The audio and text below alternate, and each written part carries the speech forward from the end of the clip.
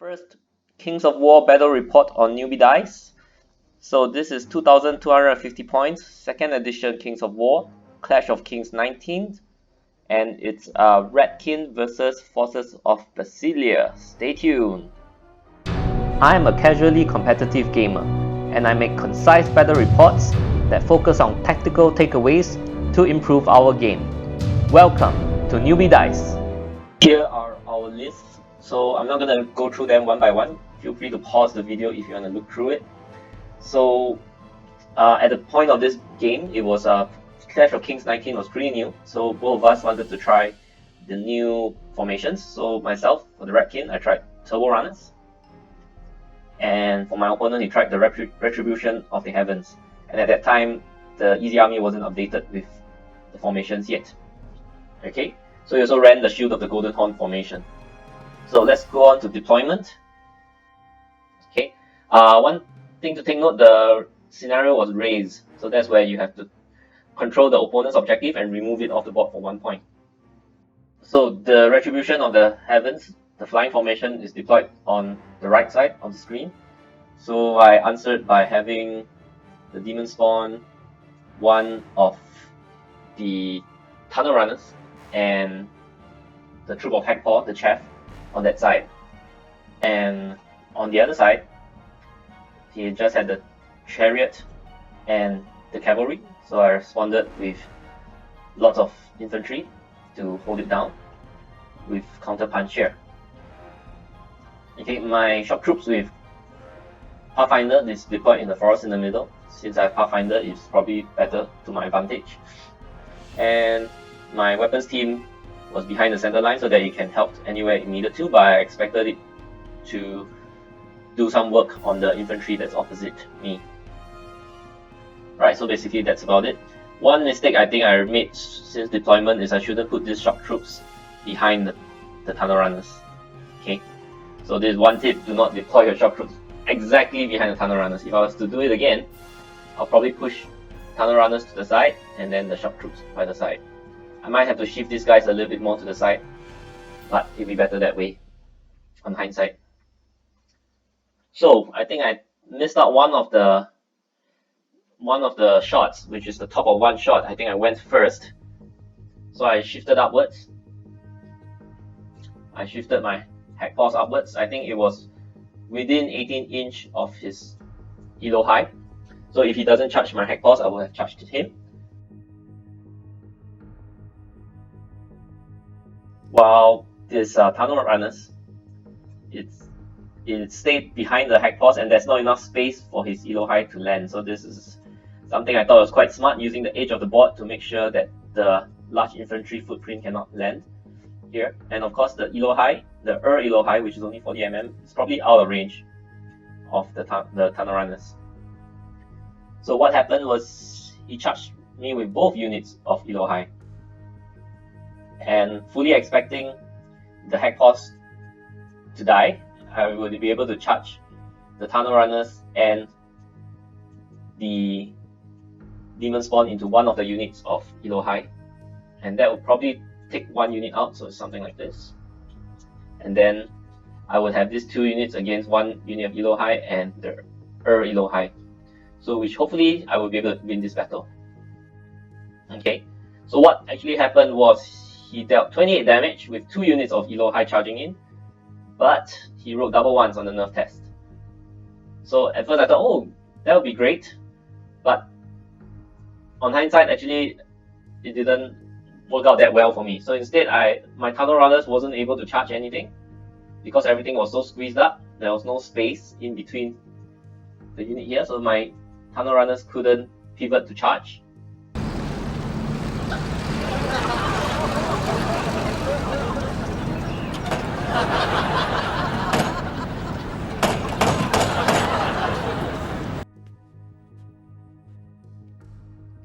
No, God! No, God, please, no! No! No! No! So in the end, I had my Hackpaws and my Demon Spawn charging in, with my tunnel runners not able to do anything. He actually backed up a little bit, hoping to get some space, but because my Demon Spawn started behind the tunnel runners, so it could only move a little bit. So based on this picture behind, it could only move a little bit here. The forces charged in, and after they bounce off, they are sticking towards the opponent once again. So I did not route the elo high. I think this is the damage dealt, 7 damage. And so this part was stuck here.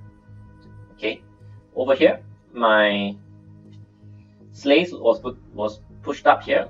I was baiting the charge from the knights, and then so that my slaves, these are my blights, would go in to counter the knights. I'm gonna make him an offer he can't refuse. Okay, so what happened on the bottom of 2, his response, his chariot, Abel's chariot, charged the tunnel runners, and the knights, well, understandably took off the slaves and was positioned here. And what happened on this side?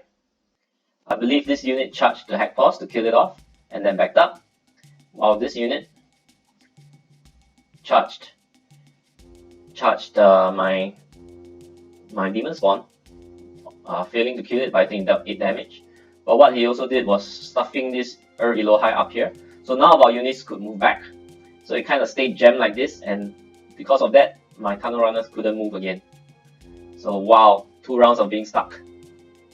Okay, so my response, my demon spawn was luckily able to rout the unit of elo high, but because they were stuck there, the elo high went into the tunnel runners, while elo high hero went into my demon spawn. My demon spawn was already injured at this point, while these 2 units were fresh and he got the first charge. So we need 2 charges to rout the opponent. So he got the first charge, is probably going to win this fight.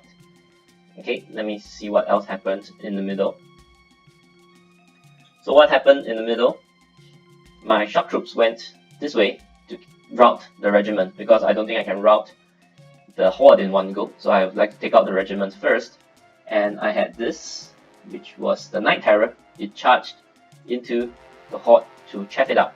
What also happened was I decided to charge the Blight into the flank of the chariot instead of charging the knights. So I think because I wanted to take it out. So the mistake of deploying these shock troops here is coming to bite me. These shock troops couldn't do anything. Right? It couldn't even see past the tunnel runners, which were high tree. So that's what happened.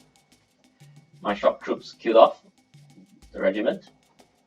I killed off the chariot, but notice how far forward my Blight is, because when I charge into the chariot, it has to be placed here. So it's very far forward now. And so I turned to face the knights. This part killed and repositioned. Oh, I think I killed the Phoenix here with double breath. That's probably what happened. So his response, let's look at the right side first. He dealt 10 damage to the tunnel runners. The demon spawn took 11 damage. The Phoenix breathed on one of the weapons team and wavered it. The horde killed the Night Terror over here. The Knight did something amazing. It seemed like it didn't do anything useful, but actually what it did was it came up here and it controlled this objective. Because none of my units were within 3, he removed the objective, so he scored 1 for this objective over here. Okay, he's probably about to score this one over here as well. These slaves were guarding this objective over here. So what happened on my turn? I killed off the knight, but not before he already taken out the objective with raise. So my forces started to turn around. Now by charging the knight also, it put my forces very far to the left, and now they have to slowly make their way back to the right. So you can see how far my forces are from the rest of the battle. So I might have put too much forces on this side. So my shock troops in the middle charged the horde of spearmen, but I did not kill it, so I bounced off. And the worst thing is, after bouncing off this Phoenix, I think I was in flank charge of the opponent. The opponent will be able to flank me. This unit of slaves also flank charged the Phoenix. And so his response, you can see on the right side, everything is gone here. Killed off both my units. And the infantry moved up. Can't remember whether he charged anything, but he moved up and he got the objective. The flank charge from the spearmen killed off my shock troops. I I lost a weapons team in the process. Can't remember what happened there. And so you can see that he got all 3 of my objective, 1 here, 1 here, and 1 here. Well, I only took 1, if I'm not wrong, it's down there. Yes. So my Blight made a trip to pick up the objective and is now making its way over. So I think this game was pretty much over at this point because these 2 objectives at the bottom left, right is too far for me to reach. Although I still had some forces here. And his angelic backup is coming from the right side. So this is the top of 6. My tunnel runners charged into his spearman. I think it still failed to rout it. And he killed me in return, blocking me from reaching the objectives. So that is how the game went. So some takeaways. So firstly, do not deploy the infantry hordes behind the other units. So you should do a checkerboard kind of deployment. I'll show you a checkerboard deployment later on. So I have some space between units. This is lesson learned for my, what do you call them, the tunnel runners that got stuck behind the hack paws and subsequently the demon spawn. Okay, so always you have to project your positioning after the combat is over, especially in relationship to the objectives. So that's what happened on the left side when I charged the Abbas on Chariot and I was out of position to protect the objective. So his knights came up and raised it. So positioning you can do some self-practice with positioning, especially when your army has very big footprint. So it's very hard to maneuver them around without jamming yourself up. So it's good to have some practice here. And figure out what playstyle works for you and choose units and armies that fits your playstyle. Why I said this is because my first Kings of War army was Ratkin. That's because I always loved, I have Lizardman and Skaven army in Warhammer 8th edition. So when I transit over to Kings of War, I was more interested in Ratkin than Salamanders. So I built my Ratkin. Aesthetically, I like the Rats more. So one of the things why I did not choose Salamanders is because they do not have a Slan Mage Priest equivalent. I really like the model from Lizardman. But after playing with Ratkin for quite a while, probably about 1.5 years of playing Ratkin, I still find difficulty wrapping my head around playing this army. In my earlier days, I played with the Death Engine, with a more shooty, I'll call it more combined arms, a bit of shooting and combat. But I found that the playstyle is very defensive. You know, I just moved up and I turtle in this castle formation and try to shoot everything off the board before the opponent takes me apart. So it's a very, in my opinion, it's a very defensive style of play. You build a castle and hope that there's no gaps or no cracks in this castle. So I'll show you more later on Universal Battle, which is what I'm gonna do next. So, but yeah, figure out what playstyle works for you. So after a long time playing Ratkin, I decided that that's not the playstyle that I'm looking for. But of course, Clash of Kings brought in the Tunnel Runners and the Night Terror and the Formation, which brings new fast units to the Ratkin list, which makes it kind of interesting for me. So I might come back to Ratkin to try those units. I'm currently going to convert my Death Engines, or rather Screaming Bell and Plague Furnace, into Tunnel Runners. So I might this new unit entries and formations ignited new interest in Ratkin for me. But at this point of time, I'm exploring other armies already. So my screen recording software is not recording Universal Battle for some reason, so I'm recording this on my phone, so do bear with the video quality.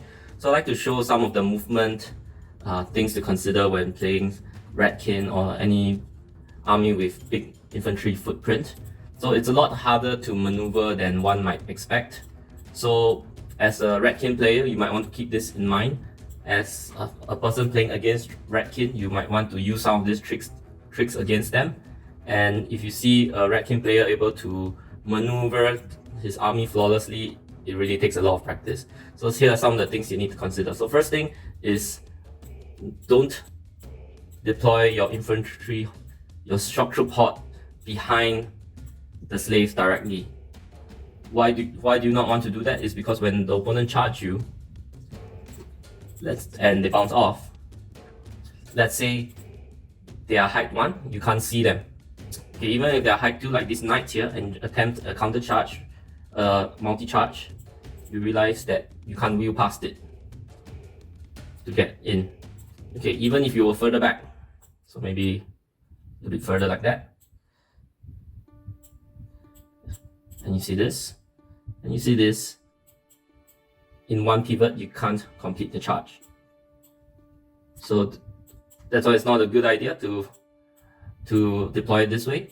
So what you want to do is deploy it in a checkerboard method. So that's having the back unit in between two front units. So it's an alternate kind of position. So that way, when you attempt to counter charge, so this one will go this way. And you notice that you still have to maneuver this unit out of the way. And this unit can charge in. Okay. So as opponent of Ratkin, you can try to limit this, to restrict this. So let's say you charge in with another unit. So this red unit can't maneuver forwards unless it charge, and then you still be blocking the shock troops. Right, let's say it doesn't charge. You can only move 3 inches sideways. So after moving 3 inches sideways, it may or may not be enough to clear. So in this case, it might not be enough to clear. Yeah, maybe it's enough. So take note also, if you're a Ratkin player, you don't want to put the two front units too close. If it was too close like this, the 3 inch move to the side, and you realize you do not have space to go in. Right, even if this unit was further back, let me unlock the axis here. Notice the footprint is bigger than the space inside here. So that means you want to leave some gap here vertically, and you want to leave some space here horizontally. But that also makes you vulnerable to an individual charging in and blocking you. Right? Of course, if it's a height 1 individual, in this case it's not, it's a height 2 cavalry, he can easily see you, and with his nimble he can charge at you very easily. Let's say it's a height 1 individual with flying, you might start on top of a hill, and that way he can see you and charge you. So in order not to get charged, you need to have less than a 20 mm gap. But if you do that, that will jam up your movement as shown earlier. So these are the things to consider. So one of the things you could do when you're fighting Ratkin is you can see if you can jam him up by basically chaffing up, blocking up, but without killing his chaff. Right? Another way is to see whether you can block him up with a flying unit individual, or even a 40 mm large infantry flyer. Sometimes there is space to go in because he needs to leave some space to maneuver. So you can go in to block him. So let's say the knights finish off this unit, and then later on the knights get charged here, or even coming for a flank. So another thing to take note of is when you're coming down from a flank, because of his footprint, he will have a tough time pivoting to meet you. Right? So he will probably have to leave enough space. As a Ratkin player, you might want to leave enough space so that you can pivot this 90 degrees like this. So, but you notice this is a very big gap which a lot of flying units can come in from. It can be a troop of gargoyles, can chaff you up while they take care of the slaves and ram your shock troops next. So yeah, so sometimes you want to consider using regiments instead. So because it might be better if they die, right? And then you're clear to charge in. Okay, so these are the things to consider when playing with or against Ratkin. So it's also very useful sometimes to have. I love weapons teams when playing Ratkin, because what usually happens is when the opponent kills 2 of your chaff, right? You will charge 1 and you will breath the other. And what you can do, maybe I'll do it the other way. So let's say you breath at the knights, and you breath from this way. Because what happens when you do it this way? No cover, right? And You take 3 breaths at him, and all you can do next turn is to kill 1 weapons team, and then you still have 2 more breaths on him. Yeah, weapons teams are also good at guarding your flanks because they have a 18-inch trap in all directions. So when there's something coming down the sides, and they are nimble, so they can pivot twice, no issues. So they can move 6 and breath 12, so that's an 18-inch trap. But when you line them up like this, sometimes the furthest weapons team is out of range. Right, this might not be within 18. In this case it is, but let's say if it's here, we're out of 18-inch from this kilo high. So prior to Clash of Kings 19, the Demon Spawn is one of the only fast options of the Ratkin. Of course there's hack cores, but they are pretty soft. So Demon Spawn is very good for the Ratkin army because most of the Ratkin is speed 6. And you would want more speed, because basically you want to threaten 20 inches. Without the Demon Spawn, all the opponent needs to take note of is to stay out of 12 inch of you. And it's very easy, it's very static, it's very easy for the opponent to remember. There's just one number, 12 inch, 12 inch, 12 inch. So it's very easy to stay out of threat range. Yeah, but with the Demon Spawn in the picture, with the ability to threaten 20 inches, they must take note of that. And even if you take note of that, make sure you think twice before charging. Sometimes they set up a trap for you that they bait your Demon Spawn to charge out and then they just kill it in return. And your Demon Spawn usually on its own can't kill a big unit, right? A regiment or a horde. It's very hard to take them out. Okay, when you're fighting, when Ratkin plays with Death Engine with the Vile Sorcery, usually what he wants to do is to move out turn 1 and stay there for the rest of the game. Stay there for the rest of the game to shoot. So you always hit on 4+, because the number of attacks is also random. It's between 8 and 13. So it can be on the low side, an average of 10, 10.5, and it really needs to hit on 4. Once it starts hitting on 5, it's bad news because it's a very costly range weapon. Okay, so cover helps a lot, definitely. But also when you come down from the side to threaten him, what you can do is you have to turn to face you just to shoot at you. And by moving, that's already a 5+. And if you happen to be in cover, and it's very easy to be in cover by being behind units, for example, some slaves here, right? He'll hit you on 6+, which is like 1 wound most of the time. So that's very bad news for the Death Engine. For 200 over points, you need to be dealing 1 wound. Okay, so this, what else? So another thing is Tunnel Runners, so something new for the Ratkin. They are bigger frontage than the Hack Balls being 125, or the Tunnel Runners are 150. So things to take note of is sometimes you can use the board edge to block yourself against charges from the opponent's cavalry, for example. Or if it's an elo high, so you want to make sure that the gap is less than 40 mm, which is possible because you're just sticking 25 mm more than the tunnel, the hack course. So this way you can block his charge.